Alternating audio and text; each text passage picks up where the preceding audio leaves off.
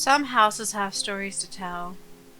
They've stood the test of time, seen generations come and go. This one is no different. It's rough around the edges, but there's something about it. It's not just about fixing up a house, it's about preserving history and making it a home again.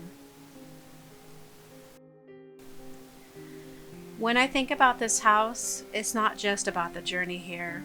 It's about everything that's led up to it. Growing up, my twin and I never did anything right in my father's eyes. He was abusive, controlling, and kept us from our family. I didn't realize until later how much this grip had on our lives. And it shaped everything that had happened to me. I never got the love and attention I needed growing up. I couldn't ask questions without being called an idiot. So I had to learn by watching and doing it myself. Trusting others wasn't an option. I've learned to work alone, fail, and try again because I couldn't rely on anyone else. So with this long journey ahead, it's always funny to look back on how far I've come. I have to use humor or else I would just probably go crazy. When I finally got my license, it felt like freedom. My father didn't want me to drive, to have a life of my own, but I fought for it. This 47-hour drive to the house wasn't just about the distance, proving to myself that I could do it, and that I didn't need anyone's approval. I've had to fight for everything, my car, my job, my education. No one helped me, but here I am, still pushing forward, still doing things on my own.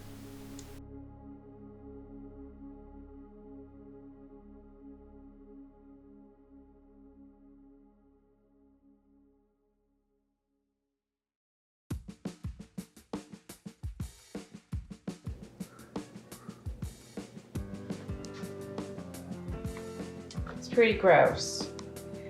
Keep in mind, this house was vacant for over 2 years.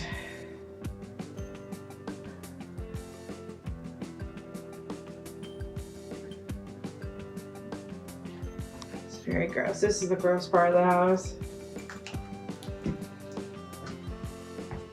Look at that. How neat is that?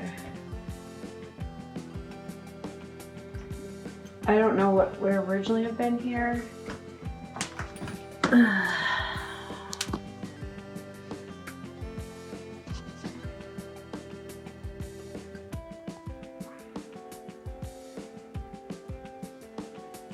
But this stuff's nasty.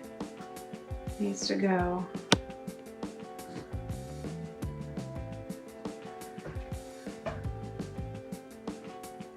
Peppermint.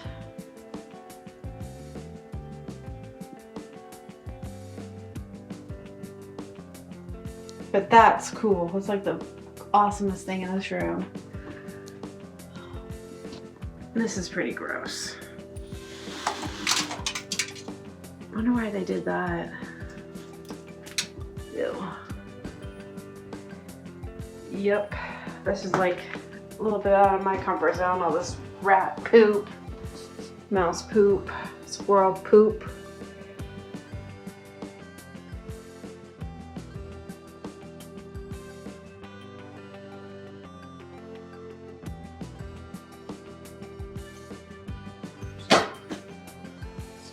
After and after. Yeah. My husband's ripping out the stair carpet. It's actually installed pretty nice. They did paint the stairs, unfortunately.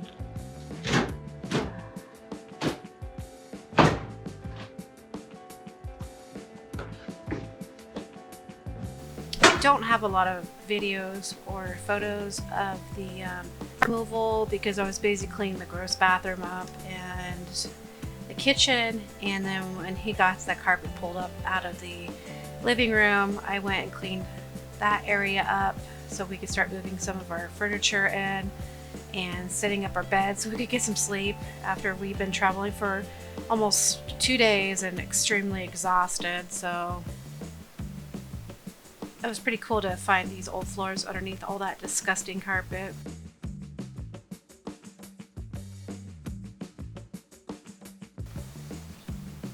This is the old maid's side of the house.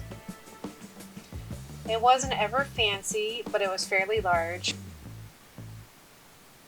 And the last woman that lived here, she took all the heat sources out of this house. I'm not sure what exactly she had, if it was like potbelly stoves or what, but there's two chimneys, and the one in this room is taken below the roof line. I'm not sure at what point in time, maybe 30 years ago, she took the chimney down. It's in bad shape, and it's probably at least 30 years old. And this is right above the old butler's pantry, so this side of the house is in pretty bad shape on the first and second story, along with that breezeway. It's pretty much falling off the house with that carriage house. And the last woman had quite a shopping addiction. That's why she has this closet built here. She probably hoarded this up 10 years ago and no longer could make it up the stairs, so nothing could be repaired in the house and fixed. And plus, with the lack of heat, the plaster just failed. And upstairs, it gets really cold here in the winter time, so I mean, it was probably well below zero during most of the winter, and in the summertime it's really high humidity here. So we're only here for about 3 days, and we won't be moving in for another 6 months. I think we did a pretty good amount of work in the time that we were here for staying up for 2 days and not getting much sleep, but we just wanted to kind of check out the house, clean it up, because I'm gonna have my hands full when I move in a few months here.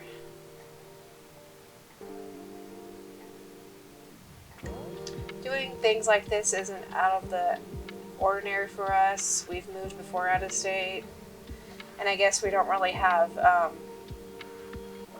roots, so we don't ever feel like we belong anywhere. We're kind of like nomads and just move, and it doesn't really ever faze us like most people.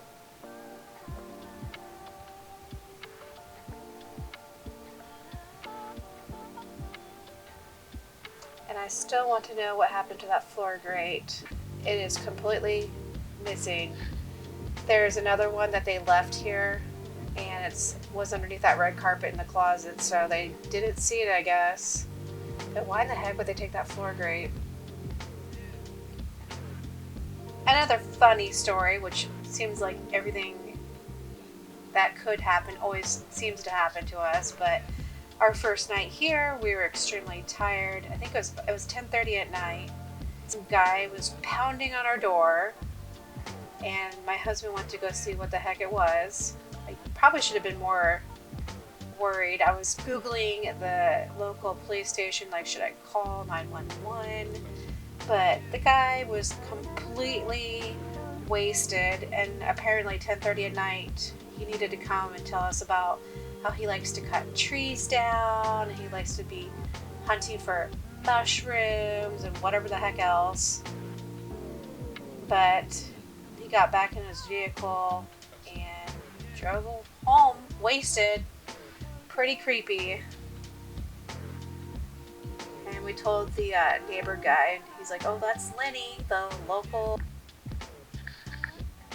druggie. Drugs are bad, kids. Yeah, it seems like the Midwest was hit hard with drugs, and they have signs everywhere saying this is a drug-free zone, but I don't know what a sign's supposed to do, because it doesn't prevent people from not doing them.